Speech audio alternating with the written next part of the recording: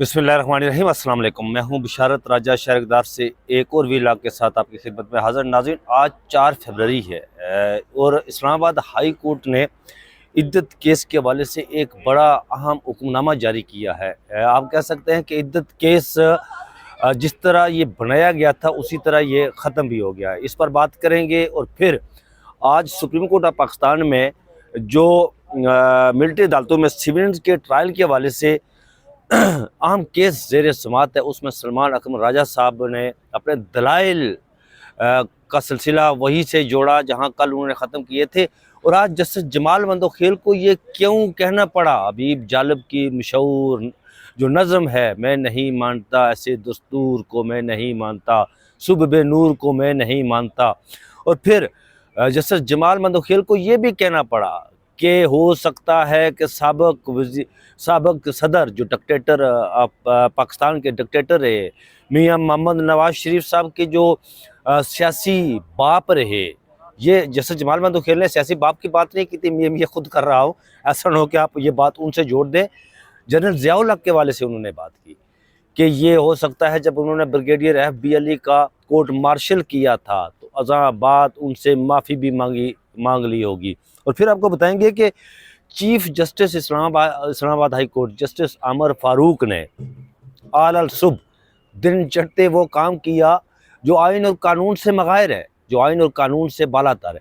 सबसे पहले मैं जस्टिस आमर फारूक के हवाले से बात करता हूँ, फिर मैं इस्लामाबाद हाई कोर्ट में जो इद्दत के हवाले से हुक्मनामा सामने आया है वो बात करूँगा, और फिर आज जो समात में हुआ मिलिट्री कोर्ट्स में उसके बखिए उधेड़ कर रख दिए सलमान अकरम राजा ने, उस पर बात करूँगा। और जस्टिस मसरत हलाली ने जो कहा, जस्टिस जमाल मंदोखेल ने जो कहा, आज हैरान कुन तौर पर जस्टिस मोहम्मद अली मज़हर भी वही बोल रहे थे, वही ट्यून थी उनकी जो जस्टिस मसरत हलाली की और जस्टिस जमाल मंदोखेल की थी।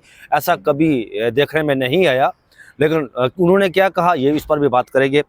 लेकिन सबसे पहले आपको बताता हूं कि चीफ जस्टिस आमर फारूक ने दिन चढ़ते ही अभी अदालती कार्रवाई, अदालत का टाइम शुरू ही हुआ था, जो वक्त था 9:30 बजे, उन्होंने एक ऐसा काम किया जो काम हुकूमत 15 सितंबर को 26वीं आईनी तरमीम में तरमीम लाकर करना चाहती थी, लेकिन हुकूमत पाकिस्तान उस तरमीम में 26वीं आईनी तरमीम में उसकी ज़ेली शिक जो है उसमें तरमीम नहीं ला सकी थी।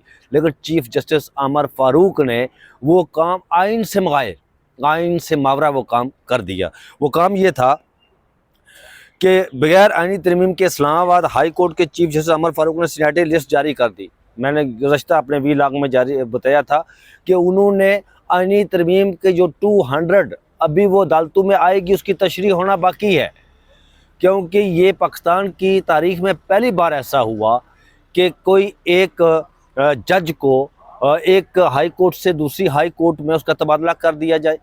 आइन का आर्टिकल 200 ये कहता है कि जब वो जज किसी हाई कोर्ट से दूसरी हाई कोर्ट में उसकी ट्रांसफ़र होती है, उसका तबादला होता है, तो वो मुतलका हाई कोर्ट में जहाँ उसकी ट्रांसफ़र होती है वहाँ जाकर वो हल्फ उठाता है।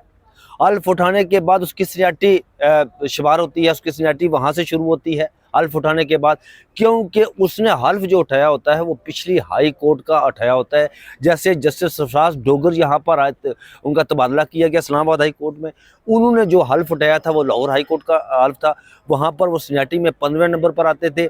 यहाँ आकर उन्होंने हल्फ उठाना था इस्लामाबाद हाई कोर्ट में, और यहाँ पर सीनियरिटी में उनका शुमार जो है वो जस्टिस राजा इनाम अमीन मनास से भी निचले दर्जे पर होना था। लेकिन यहाँ पर आकर उन्होंने हल्फ नहीं उठाया और इस आइन की अदालती तशरीह अभी होना बाकी है।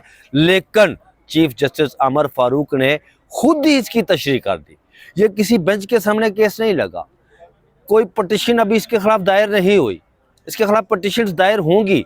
जैसे मैं कहीं रोज़ से ये बता रहा हूँ, कहीं दिनों से मैं ये बता रहा हूँ, और मुतअद्दिद बार मैं बार बार ये रिपीट कर रहा हूँ कि इसकी पटिशन दायर होंगी जस्टिस सरफराज डोगर के खिलाफ, जितने भी जजेस लाए गए, क्योंकि उन्होंने हल्फ नहीं उठाया।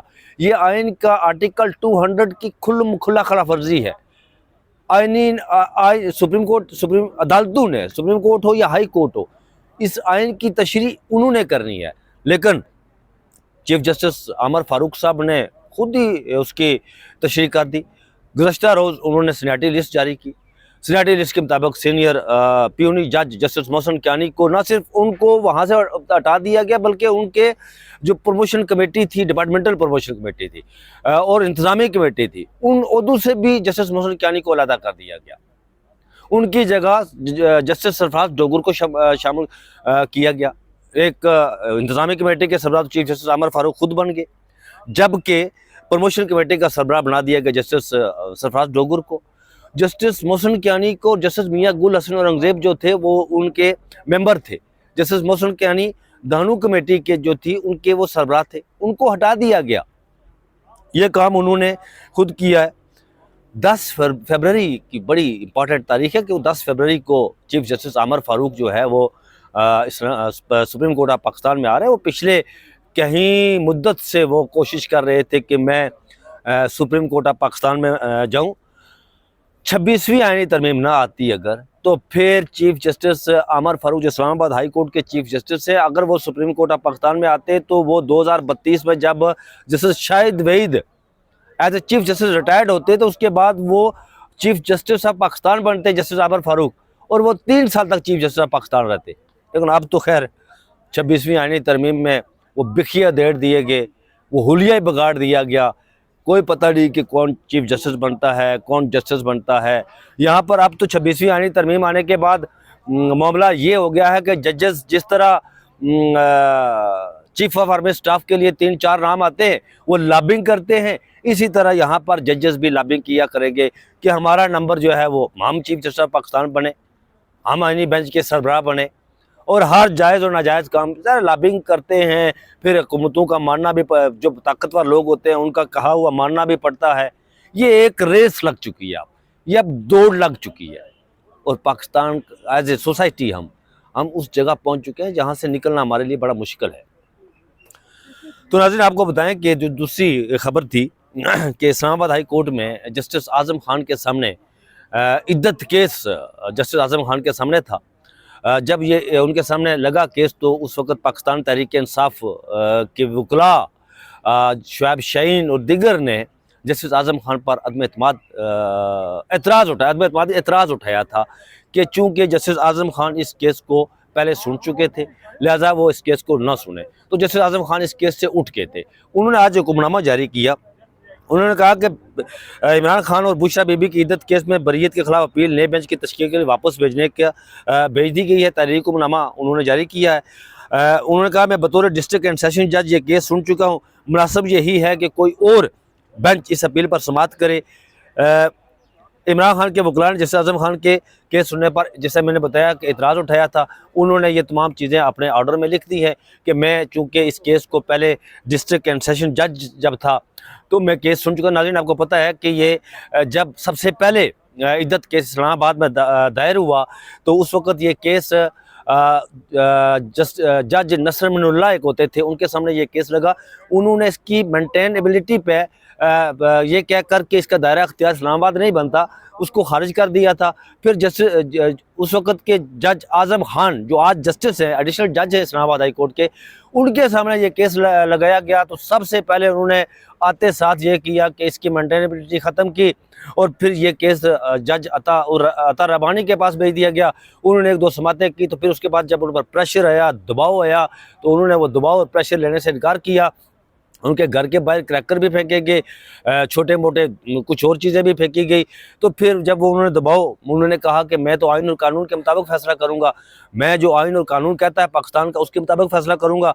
तो फिर उस अता रबानी से ये केस लेकर कुदरतुल्लाह चौधरी साहब के हवाले किया गया, और कुदरतुल्लाह चौधरी साहब ने इस केस में उन्हें इमरान खान साहब को सज़ा सुनाई थी, बुशरा बेगम को, इमरान खान साहब को। और फिर ये हुआ था कि उस सज़ा के ख़िलाफ़ जज शाहरुख हरमजद के पास अपील दायर हुई, बरीयत की और दूसरा सारे मामलात, तो उन्होंने भी हाथ खड़े किए। तो फिर अफसल मजूका साहब जो जज है, उन्होंने बड़ी दिलेरी के साथ इसका फैसला दिया था आइन और कानून के मुताबिक, बड़ी बहादुरी के साथ।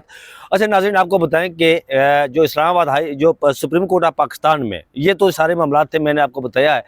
सुप्रीम कोर्ट ऑफ पाकिस्तान में आज मिलिट्री अदालतों में सिविलियंस के ट्रायल के हवाले से ये एक नाज़रीन आपको पता है कि आज इसकी 14वीं या 15वीं समाअत है। लंबी एक समाअत हो रही है, मैराथन समाअत हो रही है इसकी रोज़ाना की बुनियादों पर।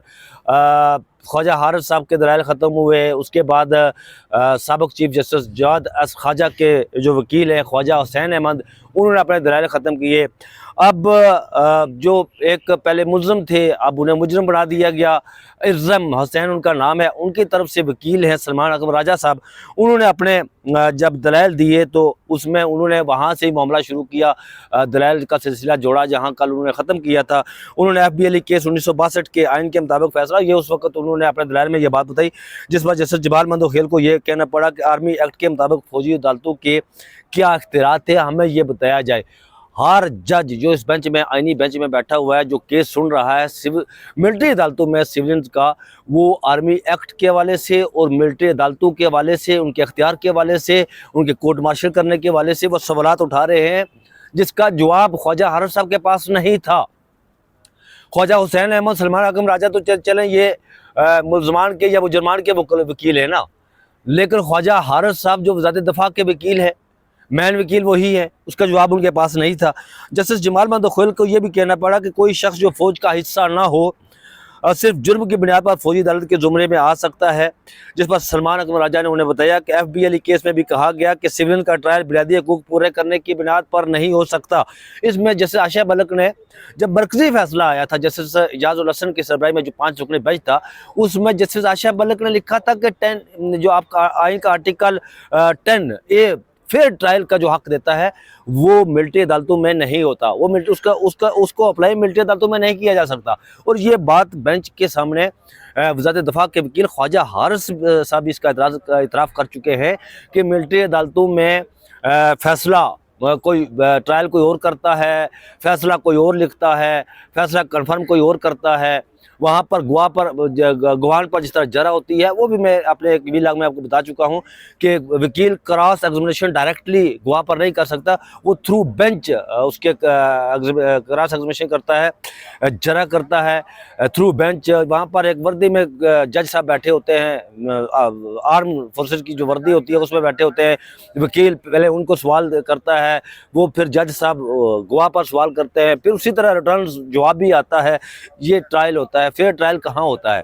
और नाज़रीन में मैंने पहले भी बताया था कि इस अदालत के सामने ये भी मुद्दा खुला था कि जिसका ट्रायल हो रहा हो मिलिट्री अदालतों में, उससे वकील करने का जो अख्तियार नहीं होता। वकील चीफ ऑफ आर्मी स्टाफ की मर्ज़ी से होता है। चीफ ऑफ आर्मी स्टाफ अगर कहे कि आप वकील कर सकते हैं तो वकील करके दिया जाता है, लेकिन वो भी जो मुल्ज़िम होता है कटहरे में खड़ा होता है, अगर वो कहे कि मैं सलमान अकबर राजा को वकील करना चाहता हूँ तो चीफ आर्मी स्टाफ अगर कहे ठीक है आप करें तो कर सकते हैं। अगर चीफ आर्मी स्टाफ कहे कि नहीं जी आप इसको वकील नहीं कर सकते, हम वकील आपको देंगे, तो फिर वो मुल्ज़िम सलमान अकबर राजा साहब को वकील नहीं, अपनी मर्ज़ी से वकील नहीं कर सकता। वो चीफ ऑफ आर्मी स्टाफ कहता है कि ठीक है जी आपके पास ये वकील है। सलमान अकबर राजा साहब ने यह भी कहा जी कि FBLE केस में कहा गया कि सदारती एविडेंस के जरिए लाया गया आर्मी एक्ट दुरुस्त है। ये भी कहा गया बुनियादी हकूक़ के तहत रिव्यू किया जा सकता है, जिस पर जस्टिस जमाल मंदोखेल ने कहा कि FBLE केस में गठजोड़ की क्या तारीफ की गई। आर्म फोर्सेस को उकसाना और जुर्म का तल्लक डिफेंस ऑफ पाकिस्तान से मुतल्लक होने को नेक्सस कहा गया, गठजोड़ कहा गया। ये सलमान अकबर राजा साहब ने दलाइल दिए। उन्होंने ये भी कहा कि यहाँ FBLE जस्टिस मोहम्मद अली मजहर ने कहा कि आर्मी एक्ट की शिकों को कालादम क्यों करार दिया जाए, ये करार दिया गया जो पहले थी, जिस पर सलमान अकबर राजा ने कहा अपील डिग्री के खिलाफ दायर की जाती है, वजूहात के खिलाफ अपील दायर नहीं होती, ये उनका कहना था। बहरहाल ये अभी उनका समात में वक्फा हुआ है और समात अभी जारी है। फिर यहाँ पर एक और बात आपको नाज़रीन बताएं कि सलमान अकबर राजा साहब ने ये अदालत के सामने आज ये एक नया मुद्दा खुला कि ब्रिगेडियर रिटायर्ड FBLE को ज़ियाउल हक ने मिलिट्री अदालत में सजा दी। फिर जब ज़ियाउल हक की जब चीफ ऑफ आर्मी स्टाफ बने, ये भी एक नई बात है, तो उन्होंने FBLE को सबसे पहले माफ़ किया, उनकी सजाएं ख़त्म कर दी, जिस पर जैसे जमाल मंदोखेल को कहना पड़ा कि हो सकता है ज़ियाउल हक ने बाद में सोचा हो कि वो पहले जो उन्होंने किया है वो गलत है, तो उन्होंने उस पर माफ़ी मांगी। ये जैसे मसरत अली का भी कहना था। तो फिर ये कहा गया कि अयूब खान के दौर में तमाम इख्तियारात जो है वो खुद साख्ता जो फील्ड मार्शल थे अयूब खान, उन्होंने अपनी ज़ात में मुर्तकिज़ कर दिए थे, अपनी ज़ात तक रखे थे। और उस दौर में बड़ा मशहूर हबीब जालिब की एक नज़म थी, मैं ऐसे दस्तूर को सुब्बे नूर को नहीं मानता, ये कहना था। जस्टिस जमाल मंदोखेल का और सलमान अकबर राजा साहब ने उसकी हाँ में हाँ मिलाई। ये भी अदालत के सामने आज उकदा खुला कि FBLE के जिसका अदालत के सामने बार बार जिक्र किया जाता है, ज़ियाउल हक ने उनका कोर्ट मार्शल किया था अटक कले में, और फिर जब ज़ियाउल हक चीफ ऑफ आर्मी स्टाफ बने थे। FBLE पर नाज़रीन आपको बताएं कि FBLE पर जो इल्ज़ाम था वो ये था कि उन्होंने बगावत करने की कोशिश की थी, और जिसकी बुनियाद पर अटक कले में फ़ौज के अंदर ही बगावत करने की कोशिश की थी।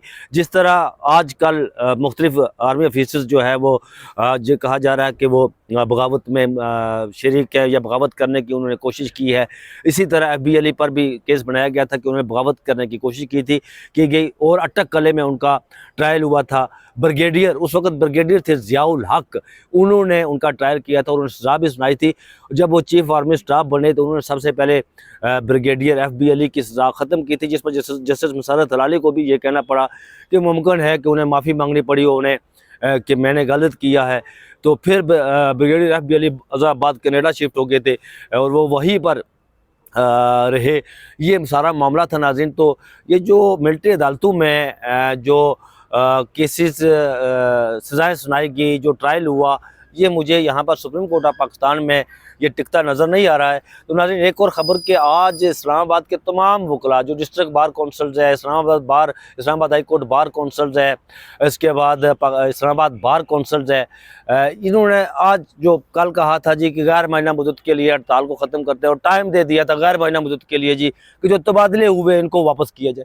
वो गैर मायना मुद्दत किसने देखी है, किसने करना है? बस आज वो अदालतों के सामने पेश हुए, जो नए जजेस जिनके तबादला किया गया उनके सामने भी वो पेश हुए। अब मामला फिर चल आगे देखते हैं क्या होता है। तो नाज़रीन अब तक के लिए इतना ही था।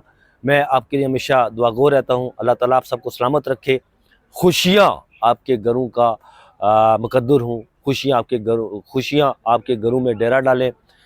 मुझे अपनी दुआओं में याद रखिएगा। मुझे दीजिए इजाज़त, अपना बहुत सा ख्याल रखिएगा। अल्लाह हाफ़िज़।